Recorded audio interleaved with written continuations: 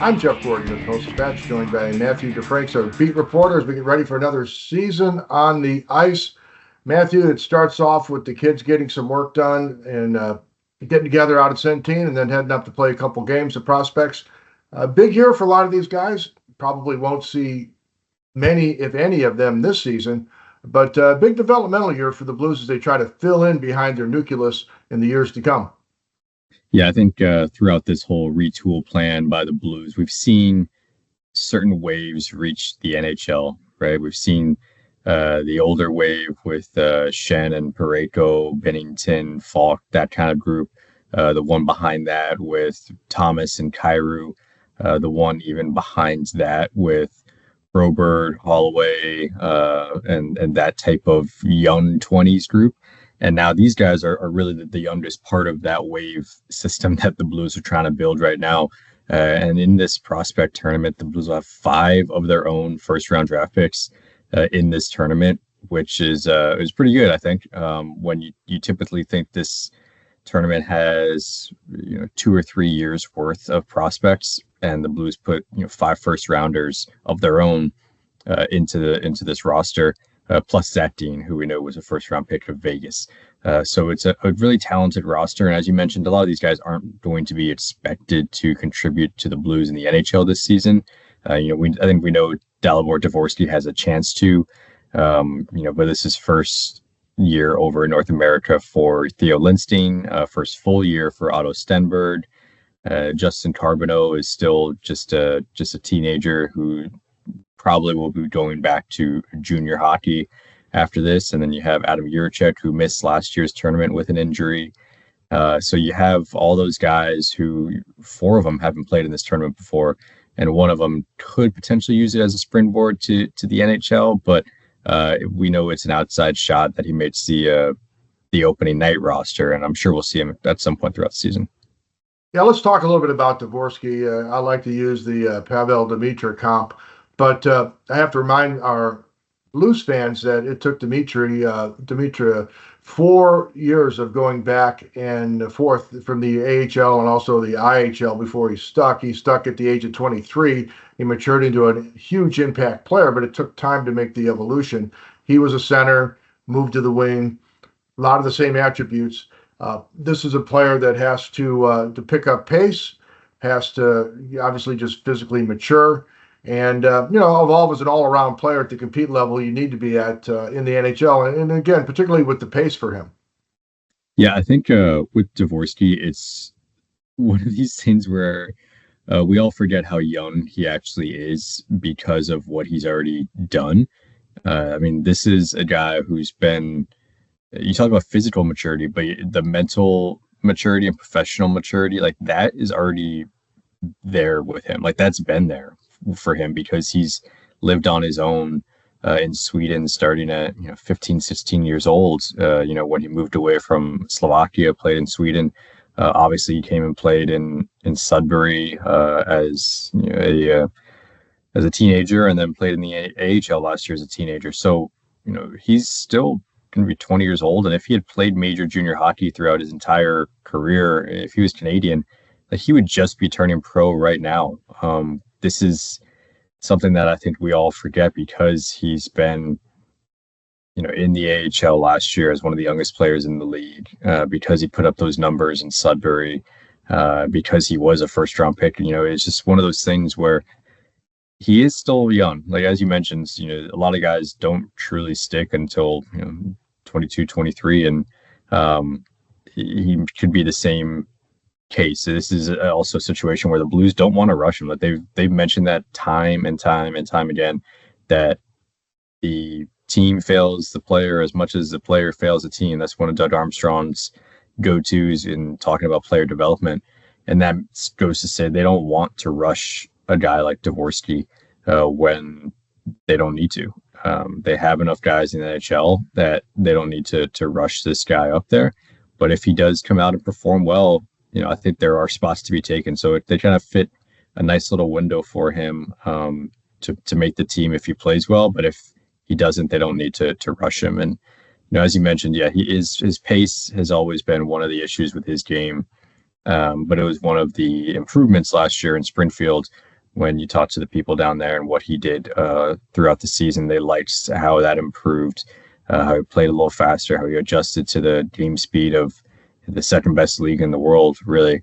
And so it was a lot of growth for him last year, and he still has the offensive upside that he's shown at every level. Yeah, one thing you can point to with the guys like him are guys that can hold the puck, can slow the play down, can control things. Um, they can also pace can be an issue because they can slow the game down. They can freeze opponents. They can games can while they protect the puck, they can dictate. But you still have to pop in this league. It's such a fast league. So guys that have that level of ability, then they've just been able to dominate by controlling the puck. Now it's a whole different deal having to play, especially at the NHL pace. Yeah, and that's one of his biggest strengths. I mean, I think you look at the good things about him, and you see his shot is number one. The way he can paint corners and kind of get it off quickly. And score a lot of goals, score accurately, score hard. That's the biggest thing, but then also the puck protection part of it and being able to hold off opponents, put someone on his hip, display sort of he's not a true power forward, but display some power forward tendencies in terms of the way you're able to physically handle the puck and navigate it around defenders. So that's been part of his game since, honestly, the first time that we saw him at development camp 2 years ago. That was one of the biggest things that he did was protect the puck and put guys on his hip and do all those things. And I think there are players that can overcome being slow, right? Like it's a good skill to have to stay fast in today's NHL, but it's not something that is a death knell, right? Like there are guys who overcome that. I think about when I was in Dallas, Jason Robertson, like he is not a good skater. That's just not part of his repertoire, but he overcomes that with being a really smart player, understanding where he needs to be and having a really great shot. Those are things that you can overcome with other skills, particularly if you have a high hockey IQ and you can navigate your way around the ice and know where to be. That's good that you can overcome that. I mean, I think on that same line they had down there in Dallas with Joe Pavelski, and he was never really that good at skating, but he knew where to be, and he had a certain skill set of tipping and rebounding and getting to dirty areas, and that's how he made his living. If I think about up in Edmonton, I'm not saying that Dalibor Dvorsky is Leon Draisaitl, but he skates slowly and he makes up for it with an elite shot and really high hockey IQ as well. So there are players that can overcome it. It's just, are your other skills good enough to get you to that level? And that's something we'll have to see with Dvorsky when he ultimately sticks in the NHL. Yeah, a lot of hockey is played in the half-court offense. If you can control the puck, sustain pressure, and these are things that Dvorsky can do with his ability to control the puck. So much damage is done on that tempo of play, and that certainly will play to his strength. The breakaways, that's Kairou's world. Jordan Kairou's going to get some rush goals. Holloway to a degree too. So you got guys who can do that, and you're also having guys who can mix in with this sort of skill. But let's talk about you don't want to lower a player's ceiling by rushing him. And I thought going back in time, when you go back to the Drew Bannister taking the team, they're looking at guys, trying to assess what they have. They brought Zach Dean up, and he had a couple of good weeks or maybe a good month in the A, but he hadn't certainly dominated at that level offensively. He hadn't been a big impact guy, had adapted to the pace and had made progress, but then he's brought to the NHL before he really, became that one of those guys in the A. And of course, then the injury wipes him out last year. I think there's a danger in guys if you lower their ceiling if you do rush them. And I was a little worried at the time that Dean is a guy that, he needed a lot more work before he got his first NHL look. And you don't want guys to settle for a lower level if they stay down there and develop all aspects of their game and become more of a takeover guy, a dominant guy, a key situation guy, shoulder that responsibility, become that person at that level.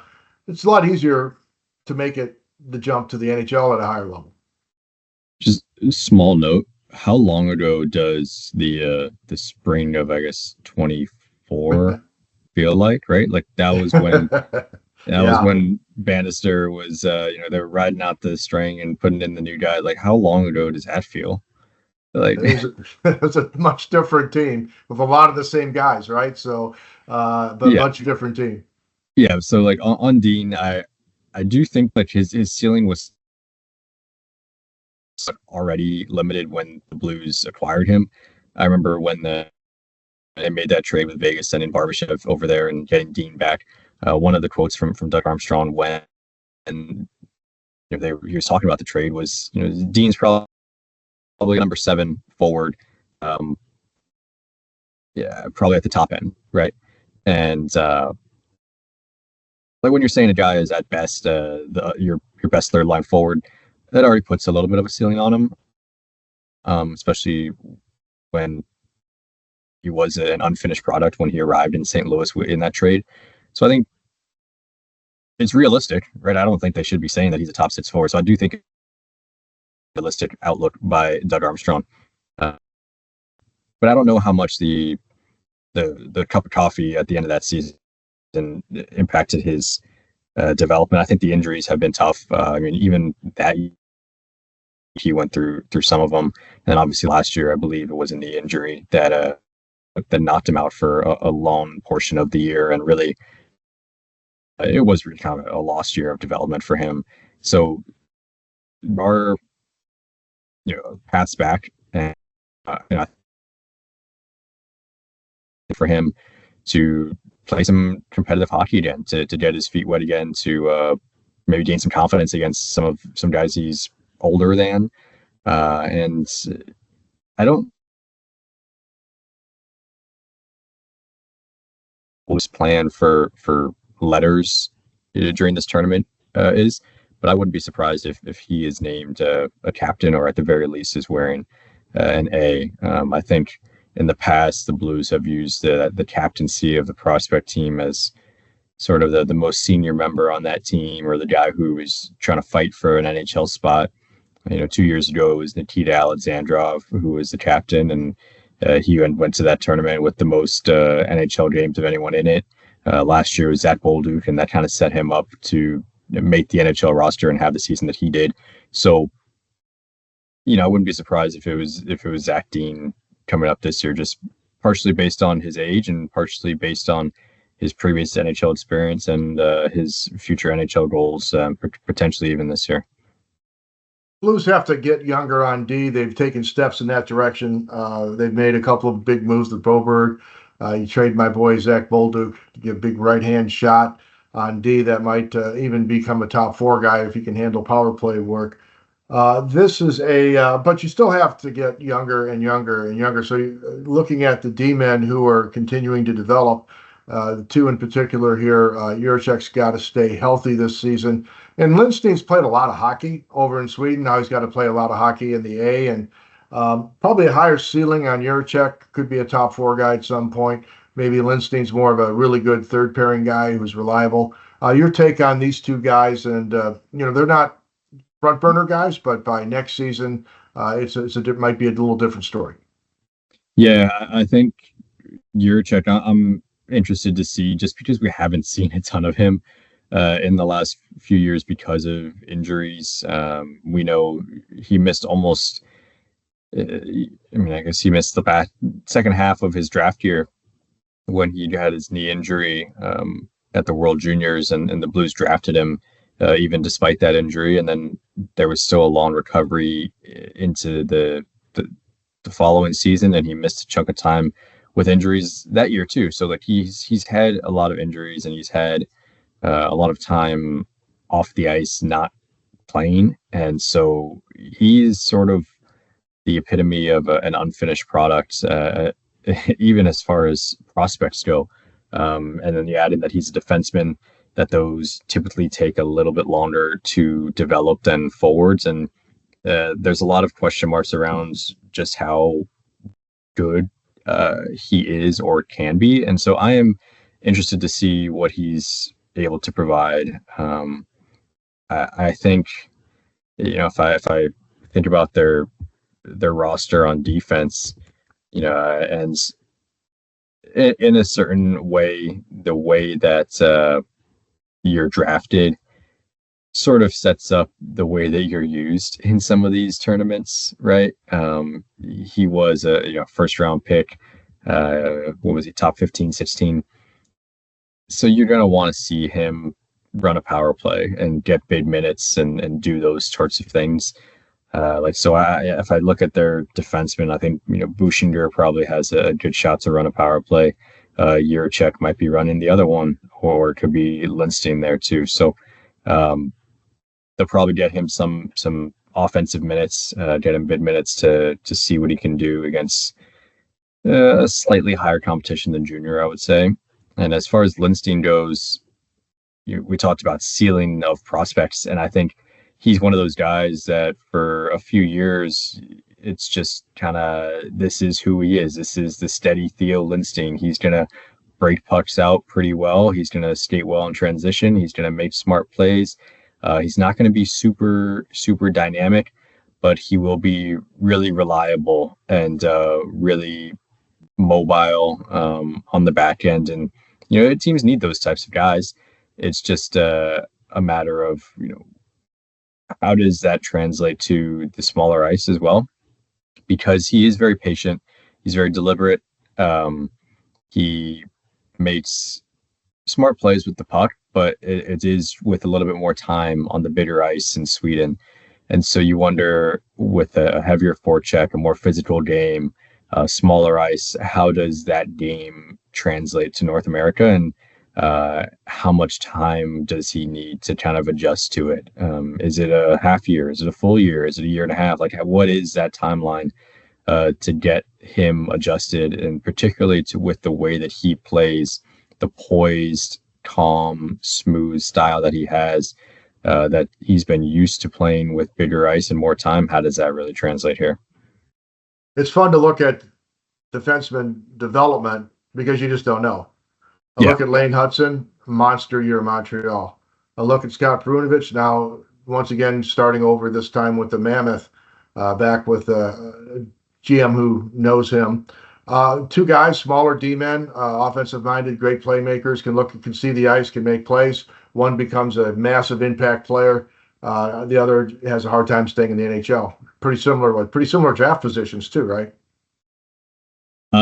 Yeah, I don't know for sure when Hudson was drafted, so I can't say for certain. But I mean, that feels right. I don't know though. It shows you though. It's just tough. I mean, these guys were similar capabilities, in terms of what they've done at lower levels with just dominant play with the puck, and then you get to this level and you have to make those decisions quickly, as you talk about with Lindsay. You have to face a heavier forecheck, and you have to do enough to make your offensive skill shine when you get a chance on the power play. You have to survive the rest of the shifts to get that chance, which he did, and which Scott has not done. Yeah, so Hudson went 62nd overall in 22, and Perunovich was 45th overall in 2018. Is worth noting that Perunovich was an overager when he got drafted. He wasn't drafted as an 18-year-old, so a little different circumstances in that scenario. But yeah, you're right. Like, undersized, small, shifty offensive D-man, and like, I think about it, it's really hard for like those types of players to succeed. And like, that's the Julius Honka stuff in Dallas, or Niels Lundqvist with New York and now in Dallas, Kalen Addison, who bounced around with Minnesota and San Jose and Pittsburgh. Like, those are all guys from that small defenseman mold, where maybe Torrey Krug is the patron saint of this generation of being a smaller guy that can produce big numbers offensively and make an NHL career out of it. But I look at this Blues prospect group right now, and Bushinger is probably the only one that I would say is on the smaller side, and he's a little bit thicker. He's not as wiry as Hudson or Perunovich are or were, and all the other guys. They have some size on them, and at least some height and room to fill out. Yeah. All right. Let's shift back to the front lines here and talk about Otto Stenberg. Character guy at the junior level, played well against his peers, on the big stage, has some offensive ability. Got a half season in at the A, started becoming productive in the American Hockey League after having trouble getting good minutes, productive minutes at the highest level in Sweden. So he made the shift to the American League, which was good because he got some work in. Now his first full year in the A, I guess the expectations are, let's see if he can become an impact guy at that level, continue his adaptation. And then this is a guy, middle six guy, probably a third liner, but a real, just a kind of reputation of just a real good hockey player. Nothing too flashy there. Not a franchise changer, but he checked a lot of boxes coming up through the his ranks. Yeah, he's like, as you mentioned, he's a hockey player. Like, and sometimes that's the biggest compliment that someone can get is he's a hockey player. He's competitive. He's willing to get into battles. He's willing to go to the front of the net. He's a little bit feisty. He's got not a huge physical edge to him, but he's got some rat-like qualities in him from some of his time in Sweden that I've seen. And the coaches down in Springfield loved the way that he improved after he arrived. I mean, as you mentioned, started the season in the SHL with Malmo, and then came over to Springfield and played the last 38 games of the season there to get more playing time, to kind of get the ice time that the Blues wanted him to have. And I mean, he's someone who's captained the Swedish World Junior team. That's the U18, excuse me. And like, he's a character guy, as you mentioned. And I think he was drafted as a center, but he hasn't really played center since he was drafted. He's been almost exclusively a wing in his time in Sweden and even in Springfield last year. He played almost exclusively wing. And so I think that's how the Blues project him to be on the wing. But definitely a competitive guy, brings a lot of different skills in different areas where he might not be transcendent in any one of them, but he does do a lot of things throughout the game correctly that you need. And one small thing that I noticed from the roster announcement with the numbers. So Otto Stenberg, they gave number 28.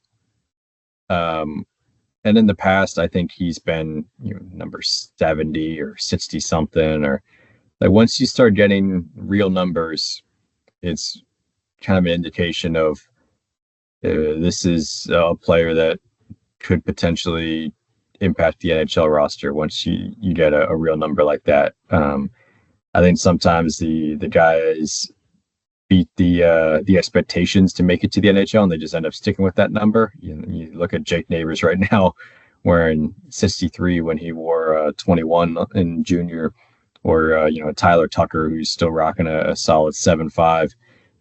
But for the most part, the numbers that they're assigned can kind of dictate some of the expectations for the player from the organization. And right now, Otto Stenberg has number 28. So I wonder how much the Blues think he can contribute in the NHL.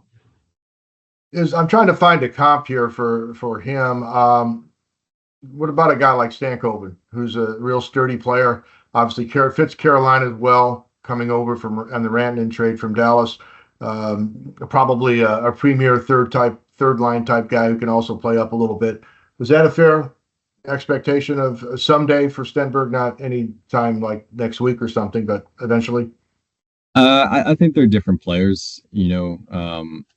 Stankoven has he has one of the highest motors that I've seen, just in terms of the way he dollars pucks, the way he's in battles all the time.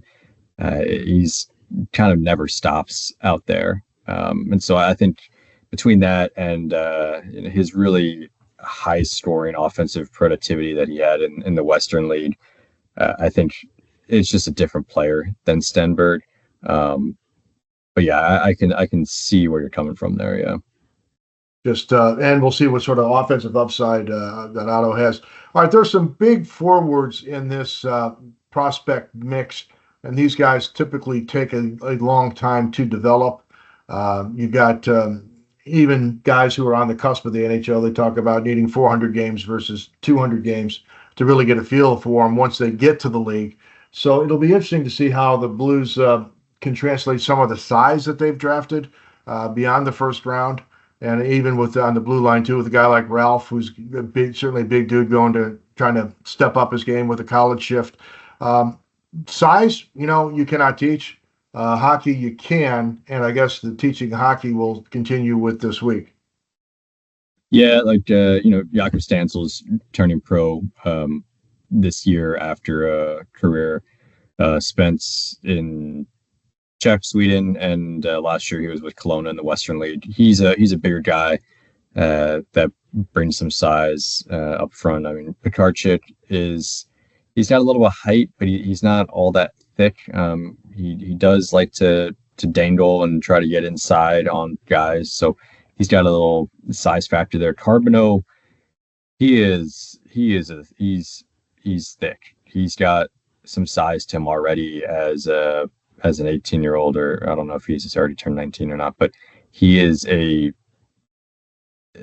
big body, and I think that's part of the reason why maybe the Blues were not that concerned about him going back to junior instead of going the college route. I think we see some guys go the college route when they want to get a little bit bigger, when they want to add some size. They have more time in the weight room. They have only 2 games a week. They have a lot of more time to develop individually and physically, really.